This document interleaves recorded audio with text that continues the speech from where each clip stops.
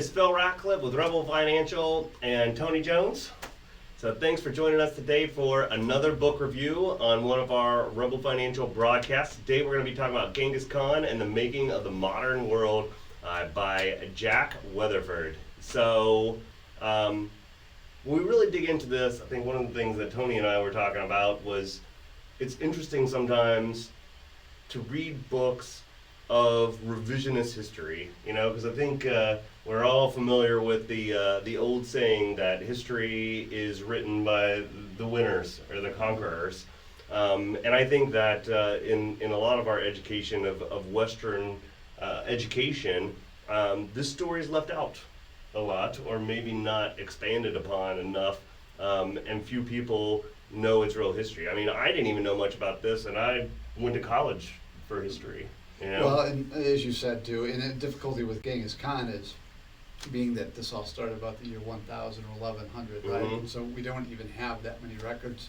Right. Certainly nothing was on TV, right? And so we can only rely on records that were developed later. Records of, or records of records, or what so, because Right. I think when we look at a lot of what was written, they kept their own accounts of things called the secret history, or what so, but there's not a ton of accounts, and even when their lands in modern history were ruled, I guess you would say, by the Soviets, right? And they were not a fan of that history, and I think a lot of that was destroyed, even, right? And then even the Chinese, in terms over time, the Mongols almost kind of, in a certain way, merged with their dynasties. That history almost got revised to almost be like it was a straight line of Chinese history. Right. And so it's difficult to know exactly what the exact right history was. So I think the reason we mention that, though, is history obviously is important, right? Because we want to learn from our mistakes and learn where we came from, etc. But, a lot of times, I think one thing I learned as a historian in undergrad was that there's not just one necessary set of interpretations from the facts, and sometimes the facts are not necessarily the facts, as we even learn these days with politics and stuff. But he thinks they can have their own alternative facts, right? That's right. So let's start off just digging into this a little bit. Like, who was Genghis Khan? What time period are we talking about? Like Tony said, it was mid 1100s. He died like 1227 or so. So go ahead, tell us the beginning. So basically, throughout his whole childhood, I don't even know if he came across 100 people. He was born, very isolated, but still, even in that small world, came a lot of crime, a lot of murder, a lot of violence, right? Including having his mother kidnapped at a very early age. I mean, before she was his mother. And then later even his wife, and he himself, witnessed it, and then would later even kill his half-brother over a meal. So it was probably the first, he and his other half-brother killed his half-brother. A lot of half-brothers, back then with folks. So, but that was, he was really isolated. In fact, as we go on to know, not many leaders come from such a humble beginning, so to speak. Most people are kind of on a perch somewhere and starting from there. But he really came from nothing, to really dominate. Or at least major ones that are like major world leaders. So obviously there's leaders that are small tribal leaders and what so that end up, probably over time to like civilizations, to kings, to whatever. And then their kids or sons that became like Alexander the Great or Charlemagne or what so had the benefits of education, and I would say by today's standards it's not sheltered, but back then sheltered upbringings, but definitely not Genghis Khan, right? He was in it very pretty much like from a formal, uneducated, been enslaved, lots of his family, brutal upbringing. I'm sure there were good things and good parts to his life, but obviously for the man that he grew up to be a progressive leader, it's very interesting. So then he, in his middle adult years, was in war a lot of time, and ended up with somebody that became his closest friend. They ended up fighting for a long time for dominance and ended up beating him in the end, to create this big empire. And I think one of the things that I don't think is mentioned much in the book that you brought it out about, like how brutal this must have been, because how many people estimated died there, what's so? Throughout his life, it's estimated that 40 million people were killed by, the Khan. I don't know if it was just him or the Khans, right? But because of them, because Sure. trying to take over all that land. Over like a 200 or 300 year period Yeah. or so. But a clear leader compared to most others, right? I mean, a lot of people died, so. Hmm. And it's interesting because the Mongols, that's who we're talking about, I don't think we even said that to now, they themselves were not necessarily like great artists or poets or artisans or but they were obviously really skilled in the art of war. And it ends up, interestingly, that as I guess a society, they were very open-minded, right? Yeah. So since they were so mobile with their horses and their warfare, it's an interesting thing that I think I heard in there was, the Germans actually went back before World War II and studied the Mongols, how they use their artillery, bows and arrows on horseback, and the warfare that they practiced as an inspiration for Blitzkrieg and what so. And it was the nearest example of that, throughout history that most people had forgotten. But they were very mobile, and they in this time, walled cities, and it was protecting knights. If you were just strong enough, you could resist just about anybody. And the Mongols pretty much broke that down with how fast they could move, and their adoption of different siege technologies in addition to that as well. And then what they would do is, they made the first basically postal service and so they would connect to commerce and make free trade, and the ideas would be shared between these different civilization. And sometimes, they say sometimes to have like a civilization changing idea, sometimes it was there, but you had to connect two things together. Yeah. And if they hadn't been in the same city or from two different cultures, and then you put an axle and a wheel together, boom, I get a cart. Now, I'm not saying obviously that was way before then, but just as an analogy, there was huge progress made during this time, and mainly because of that, from generally a people that weren't the ones making the things, but they were just open-minded. They broke down a lot of the aristocracy, opened up lines of communication, protected people, obviously, that would be subservient and bow down, right? Well, Genghis Khan appreciated, advancements and used it. His horse was shot one time by a bow and arrow, and the guy who did it ended up rising high in his army, even though, because he appreciated that capability. So if he saw something that he thought was worthwhile, he would take advantage of it himself. And use it and spread it. He knew, I think, that as much land as they conquered, he had to let itself manage itself, right? Have some tolerance and not impose. Because as soon as he left, that would be over. So, but yeah, he took advantage of it. Gunpowder, right? There were other things that I'm forgetting about. From the East and. Yeah, so he printing press almost. Obviously they hinted at the fact that things were around before then, and Europe took it further. Yeah. Paper money. Paper money was, I think, his grandson's invention, or what so. And then he took of protecting his people, making things more egalitarian. Before, aristocrats or the powerful people would just take the spoils and keep them themselves, or it was like first come first serve, or whoever was the strongest. Yeah. And he said, no, everything comes to us. We divide it out. And that was very successful. These people were loyal to him to the end. Another interesting thing that I take away from the book is, you look at, most other really successful military leaders in the past, like Alexander the Great and Napoleon and Caesar, etc., most of them died pretty violent, gruesome deaths.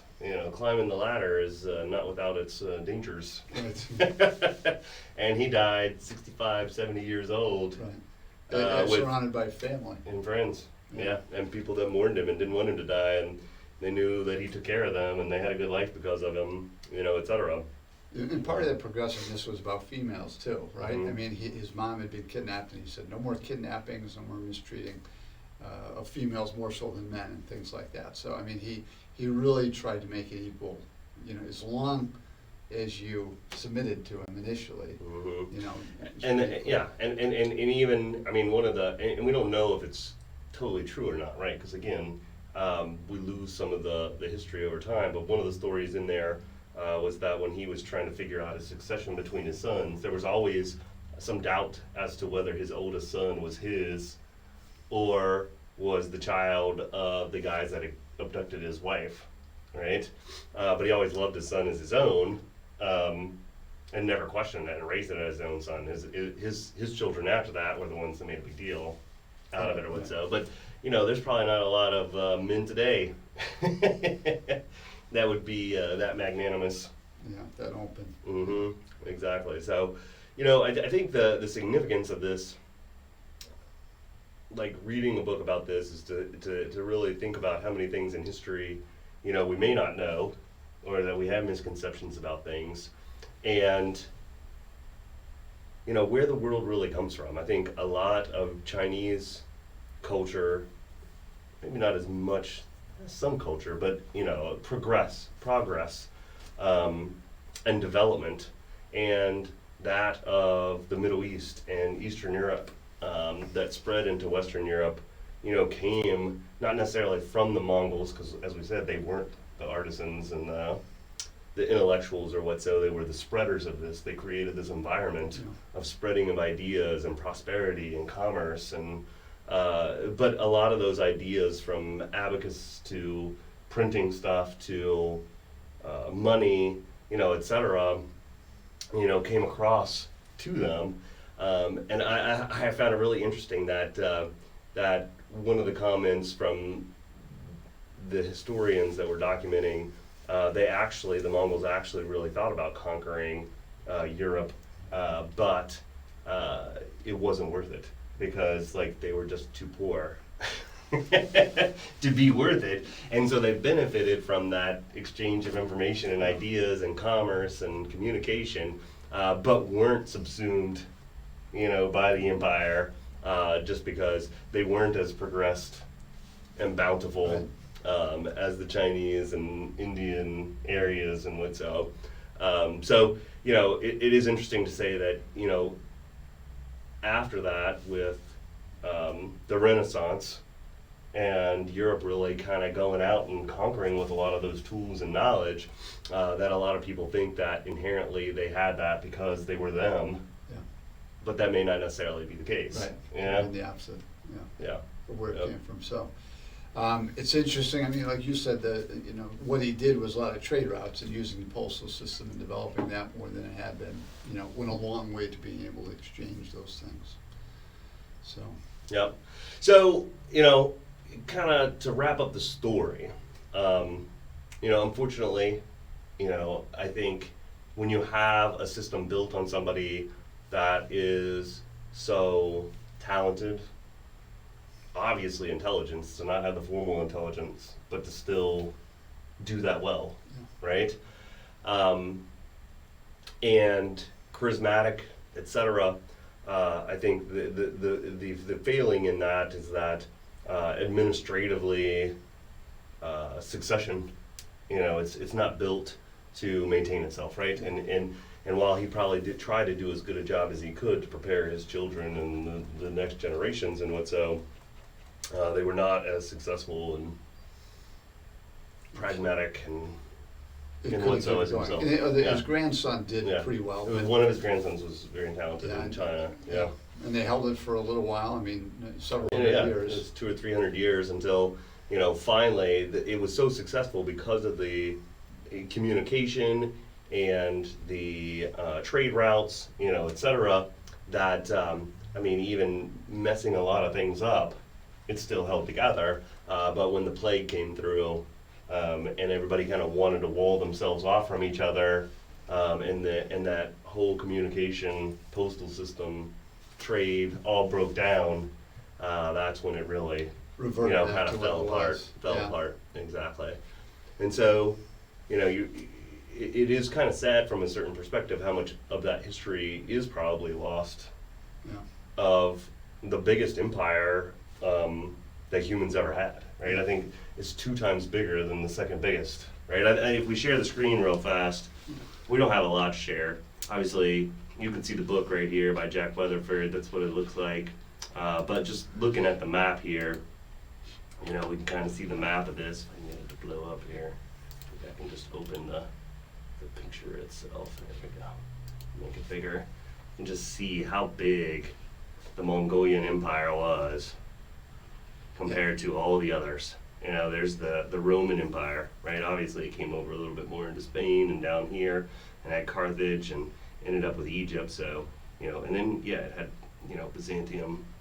The all Roman way around Empire there. took 400 years. The Mongol 400. Empire took 25. Yeah, right. So I mean, he made. Then Alexander the ways Great and things. came up here, came across over to here, and started to come down into India. So that was probably the second biggest right there. Yeah. So humongous, quite a feat. Yeah, I mean, Right there. China alone just is, this area here, right? And then you got Mongolia, current day Mongolia, and then you have Soviet Union, Russia up here and stuff. So I mean, it was just a massive amount, a massive territory. Mm-hmm. So, given that, I mean, it is amazing that we don't know much more about it, that it isn't part of history in terms of like how we became as a society, Western Europe and the United States, etc., and how history was even some ways perverted to where, the Mongolian race was almost put down as like subhuman. Right. And during kind of the eugenics period and and even Down syndrome, the guy that it's named after Down syndrome. What did he say? It was Mongolization or something like that. Yeah. And so, it really did get flipped around. So we think it was a great book to read and to get some of this back thought. I mean, obviously, it's a revisionist history from a different perspective. There wasn't probably the prerequisite weight, like you were talking about, that many people died as he was conquering Yeah. in Wetzel, right? So that side of it didn't get represented as well. So obviously there was a lot of human suffering, etc. Yeah. And who's to say whether some of those rulers didn't cause it themselves, but still. Right. Right? I mean, the book is the good results that came from this. Yes. The benefits that came from what he did. It really did not go into detail about, I did not know much about. We still don't even know how to say his name because what are we? Genghis. Genghis. Yeah. And so you just have so many different things about him. But so I didn't know anything about him. So then to read outside of this, And it was cool. It was book. kind of like a story, just to hear the story of something that you hadn't heard before about somebody's life in a culture that you're not familiar with. So it was very interesting from that fact. And I do feel like it was a hybridized book, that story and then the history. Yeah. And then it kind of weaved together, but I felt like it was kind of separate. Yeah. But anyways, it's a good read. Definitely would recommend it to people that want to open their horizons, learn something that's still obviously relevant today. So next book review, we're going to do Caste, The Origins of Our Discontent by Isabel Wilkerson. She also wrote The Warmth of Another Sun. The Warmth of Other Suns, yeah. Yeah.